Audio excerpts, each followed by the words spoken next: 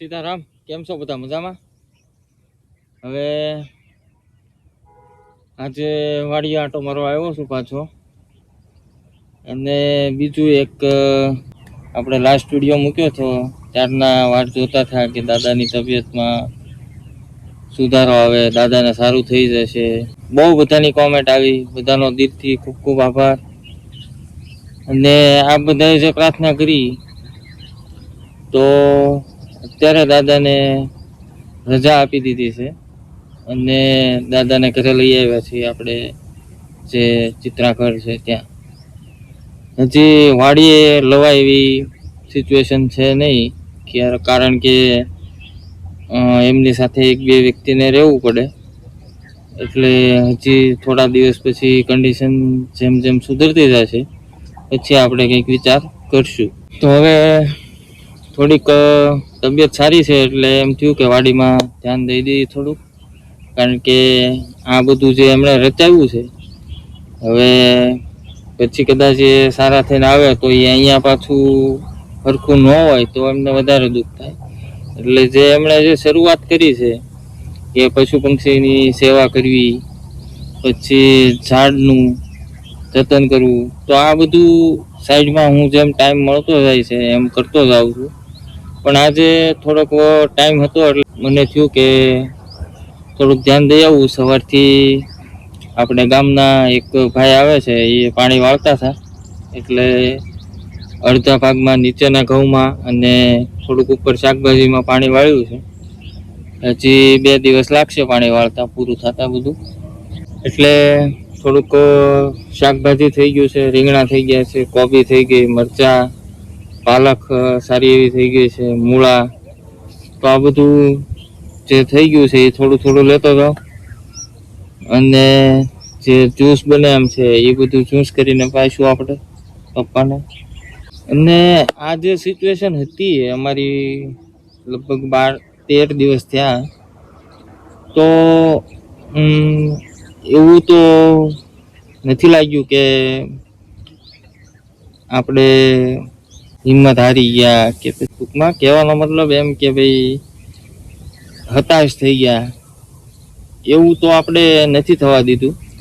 કારણ કે ઘણા લોકોનો સપોર્ટ હતો અને ખાસ તો એક પપ્પાના મિત્ર છે, એમનું નામ તો હું નહીં લઈ શકું કારણ કે થોડા પ્રોટોકોલના હિસાબે. તો એમનો પણ જ્યારથી એડમિટ કર્યા ત્યારથી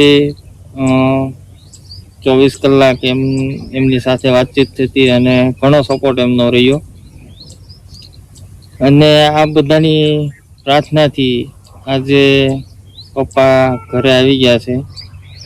હવે ઘરે તો આવી ગયા પણ હવે જે સિચ્યુએશન છે એમની, એક હાથમાં હલનચલન નથી ને એક પગમાં હલનચલન, ફેસમાં કાંઈ પ્રોબ્લેમ નથી, ખાઈ શકે છે, બોલી શકે છે, એવું બધું નોર્મલ છે. પણ જે હાથ અને પગની હલનચલન છે એને આવતા વાર લાગશે એવું ડૉક્ટરનું કહેવું છે. અને આપણે 1-2 બીજા ડૉક્ટરના પણ અભિપ્રાય લીધા અને એમને પણ રિપોર્ટ બતાવ્યા તો કે ના, સારવાર બરોબર જ થઈ છે અને આમાં જે સિચ્યુએશન થઈ છે હવે રિકવરી આવતા થોડીક વાર તો લાગશે. હવે પપ્પાને મન મક્કમ રાખી અને જેમ કસરત કરાવીએ એમ કસરત કરવી પડશે અને થોડુંક મજબૂત થઈ, જોકે મજબૂત જ છે, એમાં તો કોઈ બીજી વાત ન થાય, કારણ કે આપ બધાએ જોયેલા જ છે વિડીયો. એમને જે કરવું એ કરવું, એને એ કરે ત્યાં સુધી ચેન ન પડે એમને. એટલે હવે કદાચ થોડાક સ્ટેબલ થશે એટલે વિચારી લે કે મારે પાછું ચાલવું છે, એટલે એ બહુ જલ્દી ચાલતા થઈ જશે. એટલે હું આવ્યો એટલે 1-2 ચકલીના ચણના જે આપણે મૂકેલા છે એ 2 ખાલી હતા, તો એને ભરી દઈએ હવે અને કબૂતરને ઝાર નાખી દઈએ. પછી શાકભાજી આપણે થોડું થોડું ઉતારી લઈએ અને બાકી સૂર્યમુખી થઈ ગયા છે તો એ પણ બતાવું તમને. અને થોડાક ગાડાડીના ફૂલ સારા થઈ ગયા છે તો એ બતાવું. ટૂંકમાં જેમ જેમ પપ્પાની તબિયતમાં સુધારો થાય છે ને એમ વાડની સુંદરતામાં પણ સુધારો આવતો જાય. કારણ કે જે દિવસે આ બન્યું તે દિવસે સવારમાં વહેલા હું આવ્યો હતો. જે દિવસે રાત્રે બન્યું કે અહીંથી એમ્બ્યુલન્સમાં ત્યાં ભાવનગર લઈને આવ્યા અને દાખલ કર્યા, તે દિવસે વહેલી સવારમાં હું અહીંયા વાડીએ આંટો મારવા આવ્યો હતો. એટલે ડેઝી સિમી અહીંયા હતા અને બાકી બધું સામાન એમને પડ્યો હતો. એટલે જરૂરી હતું આવવું, કારણ કે એક વસ્તુને સારું કરવા માટે આપણે જો બીજા વસ્તુની કદર ન કરીએ અને એને બગડવા દઈએ તો એ મારા પપ્પાના તો સંસ્કાર નથી. એટલા માટે થઈને મારે આવવું પડ્યું. હું સવારમાં વહેલા 5 વાગે આવ્યો હતો. કબૂતરને ચણ નાખી ગયો, ચકલાને ચણ નાખી દીધી અને ડેઝી ઝીમીને સાથે લેતો ગયો. ત્યારે મેં જોયું હતું જે વાડીની સિચ્યુએશન હતી. કદાચ હવે બધાને એવું લાગશે કે આવું ન બની શકે, પણ ત્યારે મેં જોયું હતું કે એકો એક ઝાડ, પછી જે સિચ્યુએશન હતી પક્ષીઓની અને ડેઝી ઝીમીની, તો એમનામાં હતાશા હતી. હું સામે ઝાડ સામે જોઈને અનુભવી શકતો હતો કે એ નિરાશ છે, એવી સિચ્યુએશન હતી. પછી બીજે દિવસે નહીં ને ત્રીજે દિવસે હું આવ્યો, વિડીયો બનાવ્યો, પછી પાછો બીજો વિડીયો બનાવ્યો. તો જેમ જેમ પપ્પાની તબિયતમાં સુધારો થતો ગયો તેમ વાડીમાં પણ સુધારો અનુભવી શકું છું હું ખુલ્લી આંખે. એવું કે ભાઈ આની માટે થઈને આપણે કેવું કે ખાલી કહી દઉં તમને, એવું નથી. હું અત્યારે બેઠો છું અહીંયા જે જગ્યાએ પપ્પા બેઠતા, ત્યારે જે સિચ્યુએશન હતી ઝાડની પછી પક્ષીઓની, તો અત્યારે જે સિચ્યુએશન જોઉં છું એમાં ઘણો સુધારો છે અને પપ્પાની તબિયતમાં પણ સુધારો છે. અને બીજું કે એક આગલા દિવસે પપ્પાએ આપણે બાબુ દાદાની વાડીનો વિડીયો બનાવેલો, એમાં કીધેલું કે આ મધ ઉડી ગયું છે અને ઉડી પણ ગયું હતું. પણ હવે આ લગભગ 13 દિવસ થયા અને અહીંયા મધ પાછું આવી ગયું છે. ટૂંકમાં જે રીતે તમે પ્રકૃતિ સાથે વર્તો છો એ રીતે તમારી સાથે પ્રકૃતિ પણ વર્તે છે. આપણને કદાચ ભાસ ન થાય, પણ પ્રકૃતિ ને પહેલા ખબર પડી જાય છે કે શું સિચ્યુએશન આવવાની છે. જો પહેલાના ગઢા બુઢા હતા તો એ સમજી શકતા કે ભાઈ આ રીતનું થાય તો આવું થશે, આ રીતનું થાય તો આવું થશે. હજી આપણે જેમ જેમ પેઢી આગળ વધતી ગઈ એમ એમ એ બધી સમજણ આપણામાંથી ઓછી થતી ગઈ. બાકી કુદરત તમને સંકેત આપે છે કે આ વસ્તુ થવાની છે, પણ એ સમજવાની ક્ષમતા આપણે ગુમાવી ચૂક્યા છીએ. તમને ભાસ થઈ જાય, નો ડાઉટ. અત્યારે પણ સિચ્યુએશન છે એવી કે તમને સમજાઈ જાય, તમને કંઈક સંકેત આપે, પણ જો એ સમજવાની ક્ષમતા તમારામાં હોય તો તમે સમજી શકો. બાકી અત્યારે આ ભાગદોડ ભરી જિંદગીમાં મને નથી લાગતું કે બહુ ઓછા વ્યક્તિ છે જેને આ રીતનો ભાસ થતો હોય અને સમજી શકતા હોય. અને મારું તો એવું છે કે હું પપ્પા સાથે વિડીયો બનાવતો તો એ જે વાત કરતા હોય એ તો સાંભળતો હતો, પણ એની પાછળ જે એક્ટિવિટી થતી હોય ઝાડની છે કે પછી કોઈ બી XYZ પક્ષીઓ છે, પક્ષીઓ ઉડીને જતા હોય, તો પપ્પાની વાત ઉપર ધ્યાન ઓછું હોય મારું અને એ બધી વસ્તુ ઉપર ધ્યાન વધારે હોય. કારણ કે મેં ખુદ એવું નોટિસ કરેલું છે કે પપ્પા જ્યારે ઝાડ પાસે જઈને વાત કરતા હોય ત્યારે ઝાડમાં થોડોક ફેરફાર પડે, ફૂલમાં થોડોક ફેરફાર પડે, શાકભાજીમાં જો આટા મારતા હોય તો એમાં પણ મેં ફેરફાર જોયેલા છે. એટલે આ બધી વસ્તુ સમજવા માટે થોડુંક પ્રકૃતિ સાથે જોડાઈને રહેવું જરૂરી છે અને એમની સાથે લાગણી થવી પણ જરૂરી છે. સીધું કહી દેવું ને આમ થાય ને આમ થાય એમ નહીં. એની સાથે તમે જોડાયેલા હશો તો તમે સમજી શકશો. એમની પણ ભાષા છે, એ પણ વાત કરે છે. હું વધારે તો ભણ્યો નથી, પણ જે ત્યારે જે સિચ્યુએશન હતી અને જેમ આગળ આવ્યો છું, તો એ પપ્પાના અનુભવથી, એમની સાથે બેસીને વાતચીત કરવાથી ઘણા બધા પ્રોબ્લેમના સોલ્યુશન મળ્યા છે મને, અને હજી મળશે. તે એમની સાથે જ રહેવાનો છું, અને આ જે શરૂઆત એમણે કરી છે એ આપણે આગળ વધારવાની છે. નો ડાઉટ આપણે આપણી મારાથી કે પછી અમારા ઘરના બધા સભ્યોથી જેટલી બને એટલી મહેનત કરશું, અને આ જે એમની મહેનત છે એને આગળ લઈ જઈશું. હવે આપણે શાકભાજી ઉતારી લઈએ. થોડું થોડું બતાવતો જાઓ, કેમ કે હું એકલો જ છું.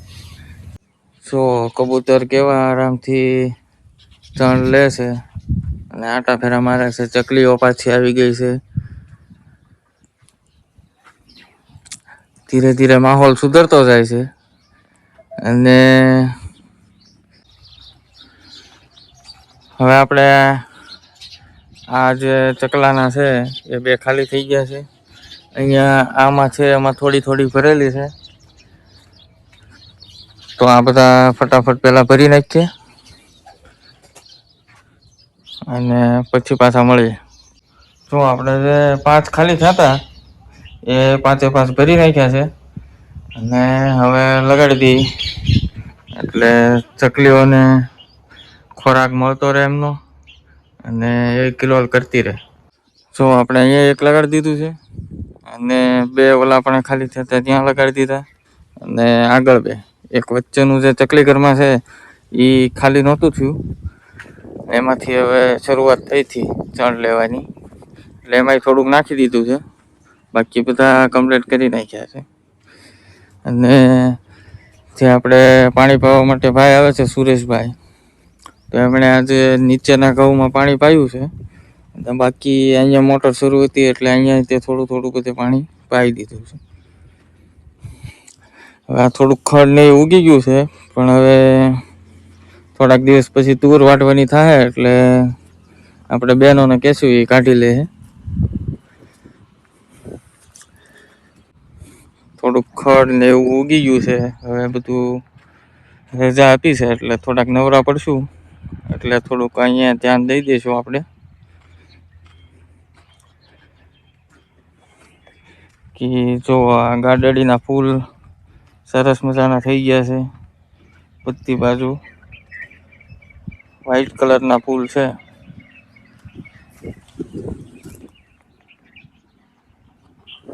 અને હવે જોવો સૂર્યમુખી.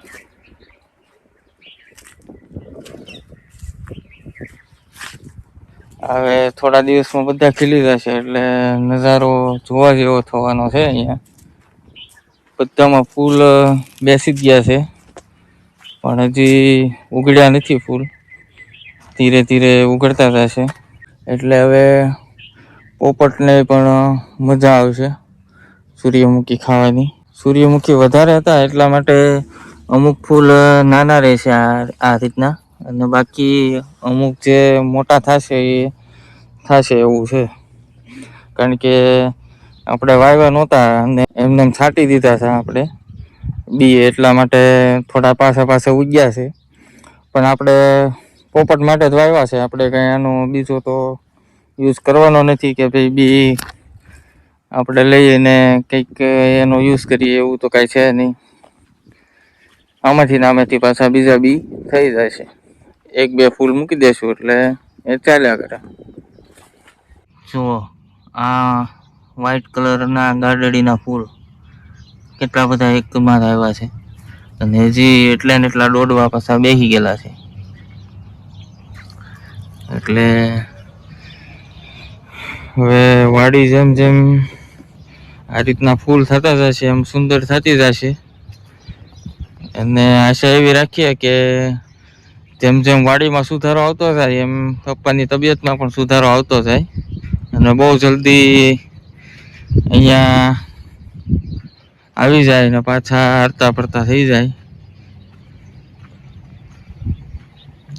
આપણે ટોપલી લેતા આવ્યા છીએ, તગારું લાવ્યા છીએ. હવે થોડાક પહેલાં રીંગણા ઉતારી લઈએ, પછી ગાજર ખેંચી લઈએ, પાલક થોડીક કટ કરી લઈએ, મૂળા થોડાક મોટા થઈ ગયા છે તો એને ખેંચીને ફેંકી દઈએ અને બાકી જે સારા હોય એને લઈ લઈએ. જો આપણે રીંગણા તો સારા એવા ઉતર્યા છે. હવે પાલક પણ બહુ મોટી થઈ ગઈ છે. પાલક આપણે વાંઢવાળી છે એટલે એમને કટિંગ જ કરી લેવાની છે, એટલે બીજી આવતી જાય. અને બાકી કુબી પણ 4-5 સારી એવી મોટી થઈ ગઈ છે તો એને પણ તોડી લઈશું. એટલે બીજું એક મારે એ કહેવાનું હતું કે અમે કહીએ કે ઓર્ગેનિક એમ, તો હવે આ જે વસ્તુ સિચ્યુએશન છે એ 13 દિવસ પહેલા અહીંયા ખાલી છોડ હતા, સમજો ને. હવે જો દવા કે એવું નાખવાનું હોય તો એ પોસિબલ નહોતું અમારી માટે. એટલે આ ઉપરથી તમે સમજી શકો કે આ બધી વસ્તુ થઈ એ એમનેમ જ થઈ છે. આમાં કોઈ ખાલી જે માણસે 2 વાર પાણી પાયું છે એ જ. બાકી જો લસણ એ તે કેવું મોટું થઈ ગયું છે અને થોડુંક ખડ પણ થઈ ગયું છે હવે.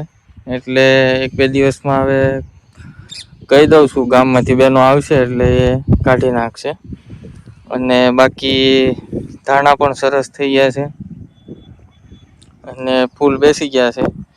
એટલે હવે થોડા દિવસમાં ધાણી આવી જશે. તો હવે કુબી ઉતારી નાખું અને પાલક લઈ લઉં.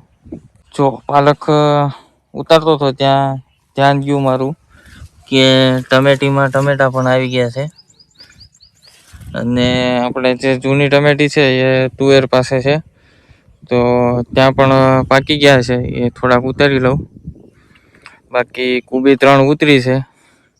આ રીંગણાની લાઈન પણ સરસ મજાની કોળી ગઈ છે, એટલે ઓલા રીંગણા પૂરા થશે ત્યાં સુધીમાં આ રીંગણા થઈ જાય છે. અને ટમેટા પણ સરસ થઈ જાય છે. મેથી થોડીક છે તો એ પણ ઉતારી લઉં. થોડોક સમયનો અભાવ હોવાથી આપણે ડાયરેક્ટ 4 વ્હીલમાં જ મૂકી દીધું છે, કારણ કે આપણી પાસે ટાઈમ બહુ ઓછો હોય, 1-2 કલાક આવી શકીએ. બાકી કોઈને કોઈ ઘરે આવતું હોય પપ્પાની ખબર કાઢવા તો ત્યાં પણ રહેવું પડે. એટલા માટે બને એટલું જલ્દી ઉતાવળ રાખી અને જેટલું બકાલું થાય એટલું લઈ લઈએ. જો અત્યારે ગાજર ખેંચતો હતો તો મને એમ લાગ્યું કે થોડીક જાણકારી આપી દઉં તમને. આ ગાજરનો છોડ છે, આ છે ગાજર ઘાસ, અને કોંગ્રેસ ઘાસ પણ કહેવાય.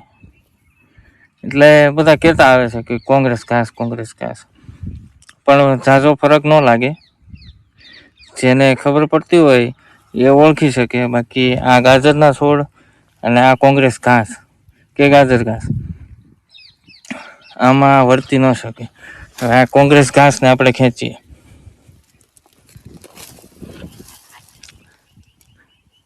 છે મૂળિયા.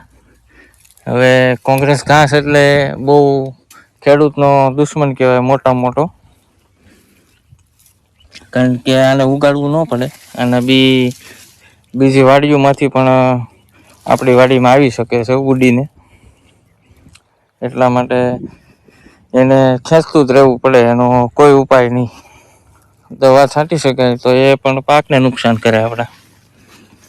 એટલા માટે થઈને આવું બધું પણ ખેતીમાં ધ્યાન રાખવું જરૂરી છે. આ થોડાક ગાજર ખેંચ્યા છે, હજી થોડાક જે મોટા થઈ ગયા છે એ ખેંચી લઉં. જો આપણે કેળાની લૂમ સારી થઈ ગઈ છે, આ તે તમને બતાવી દઉં. ને થોડાક ગાજર ઉતાર્યા છે અને થોડાક મરચાં ઉતાર્યા છે. મરચાં બોલર છે, પછી શેડિયા છે, પછી નાના આ રીતના કેપ્સિકમ છે, પછી આ રીતના જે તીખા મરચાં આવે સાવ નાના એ પણ છે. એ બધા અલગ અલગ જે હતા એ ઉતારી લીધા છે. જો આપણે ચકલીઓ પાછી કિલોલ કરવા મળી છે. બધી જગ્યાએ 4-4, 5-5 ચકલીઓ છે. કબૂતર પણ ઉડે છે, આવે છે, જાય છે. એટલે વાડીમાં ધીરે ધીરે રોનક આવતી જાય છે.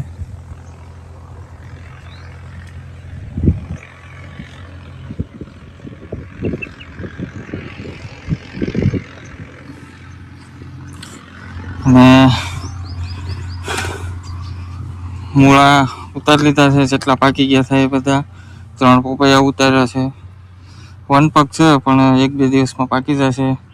થોડાક કોથમરી લઈ લીધી છે, મરચાં છે, મેથી, પાલક, કુબી, રીંગણા, જેટલું આવ્યું એટલું લઈ લીધું છે. થોડુંક લીલું લસણ ખેંચી લો અને બાકી તમને રાજગરો બતાવી દો. જો આ વેલ્વેટ ટાઈપનો રાજગરો હોય, થોડો ગ્રીન કલરનો છે, એટલે મિક્સ આવે રાજગરો. એકલો લાલ થાય એવું જરૂરી નહીં ને અને એકલો ગ્રીન થાય એવું જરૂરી નહીં, એટલે મિક્સ થાય. અડધો આ રીતનો લાલ થાય, અડધો ગ્રીન થાય. જીરું પણ સારું એવું થઈ ગયું છે. વરિયાળી પણ સારી એવી થઈ ગઈ છે. કંઈ પ્રોબ્લેમ જેવું લાગતું નથી. સૂર્યમુખી વરિયાળીના ક્યારામાં પણ આપણે વાવ્યા નહોતા, પણ એ જે ગયા વર્ષે વાવ્યા હતા એ પોપટે બી ખાધા હોય, પણ જે અમુક ખર્યા હોય તો એ પછી પાણી વાટે આ ક્યારામાં ફેલાઈ ગયેલા છે અને એ રીતે ઉગેલા છે. એ પણ સરસ ઉગી ગયા છે. અને જો આ બધું તમને ફેસ ટુ ફેસ જોવો અને તમે કેમેરામાં જોવો, બહુ ફરક પડી જાય. કારણ કે અમે જે વિઝનથી તમને બતાવીએ એ વિઝનથી તમે જોઈ ન શકો.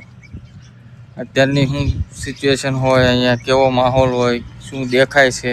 હવે આ ઝાડમાં તે અત્યારે 50 જેટલી ચકલી છે, પણ તમને દેખાતી છે 5 કે 10. કબૂતર પણ એની રીતે ચણ લે છે અને ચારે બાજુ આંટા મારે છે. કબૂતર પણ બહુ હરખમાં દેખાય છે એવું. ચકલીઓ પણ ધૂળમાં નાહી રહી છે.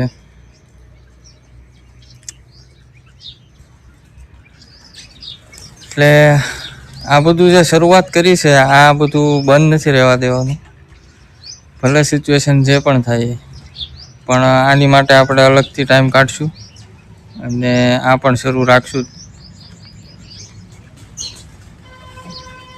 જો કબૂતરને ઝાડ તો ત્યાં નાખી જ દીધી છે મેં, પણ અહીંયા હવે કોઈને ભાળતા નથી એટલે એમને સેટ થઈ ગયું છે બધે આંટો મારવાનું એવું લાગી રહ્યું છે.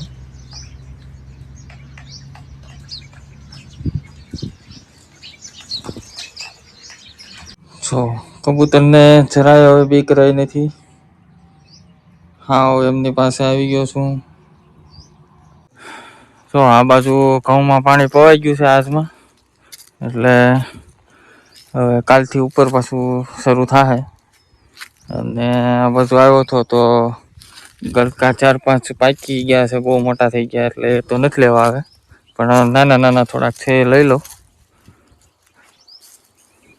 આપણે 3 ગલકા નીકળ્યા છે, બાકી નાના નાના છે.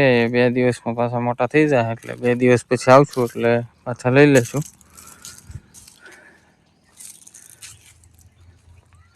અને ગલકાનું શાક પપ્પાને ભાવે પણ બહુ પાછું. અહીંયા તે જોવો સૂર્યમુખી આપણે વાવેલા છે તો એ પણ ઘણા મોટા થઈ ગયા છે. 2-3 સૂર્યમુખીમાં ફૂલ પણ આવી ગયા છે. પતંગનો દોરો,